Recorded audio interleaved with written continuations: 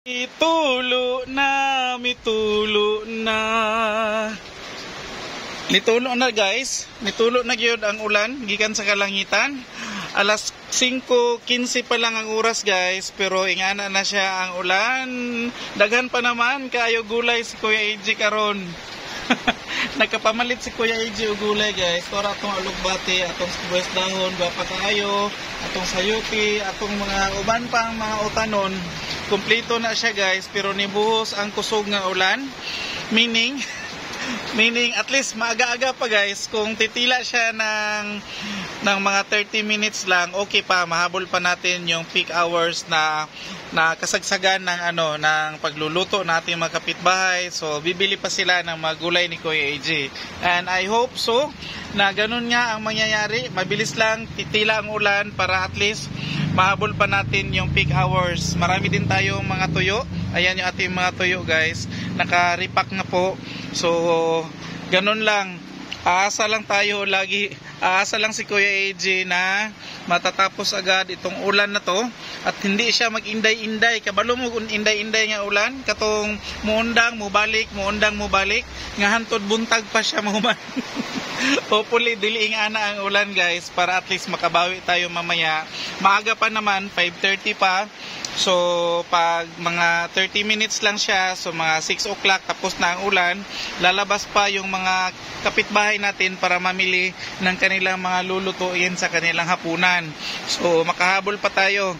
Anyway, kung hindi talaga siya titila, bukas ng umaga, babawi tayo guys. Ganun lang naman yung yung mentality natin or yung pag-asa natin always na kung hindi tayo maswerte today, bukas suswertehin tayo. I-claim natin yan palagi na ganoon ang sistema na ating pagtitinda at pagninegosyo na kung hindi masyadong swerte today, swertehin tayo bukas. So i-claim natin yan at ibibigay yan ni Lord, promise.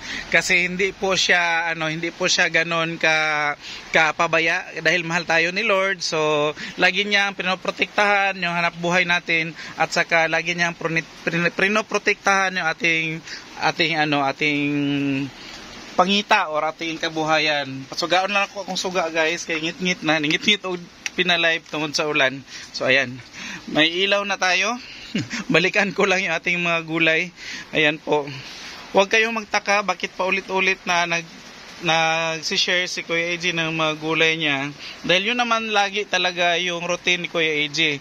Kung hindi ako makapamalingki sa itong araw na to, sa susunod, makapamalingki ako. So, wala namang ibang sinishare si Kuya AJ kundi itong tindahan namin. So, kung wala tayong share sa mga grocery at saka sa mga ibang paninda, ang share natin is about sa gulay dahil yun naman talaga ang ni Kuya AJ. By the way pala, ang ating itlog is ganun pa rin, pa-reserve pa rin. Kung hindi ka makapareserve, wala kang itlog. So kanina, kahit maaga ako nagpa-reserve, 3 tray lang yung nakuha ko dahil wala daw, mahina daw yung or kunti lang yung allocation ng aking suki. So kung kunti lang yung allocation niya, basta makapag-text tayo maaga, ma-sharean tayo kahit ilang tray lang. So ngayong araw na to, nung kinuha ko itong napa-reserve kong 3 tray, itong nasa taas, kahapon yan. So, nung kinuha ko, nagpa-reserve na agad ako para kinabukas. Nag-advance reservation na si Kuya AJ guys, para bukas hindi na ako mag-text. Matik na mabibigyan ako ng itlog dahil nagpa-reserve ako ng maaga. So, ayan na. Naka-prepare na ang kape namin, yung Mami Iya. Dahil maulan nga guys, so nagkape si Kuya AJ. Ang coffee natin today is black lang kasi nakapagkape ako kanina na may gatas. So sa gabi or sa hapon, ito yung coffee ko. Naubos si Mami Iya.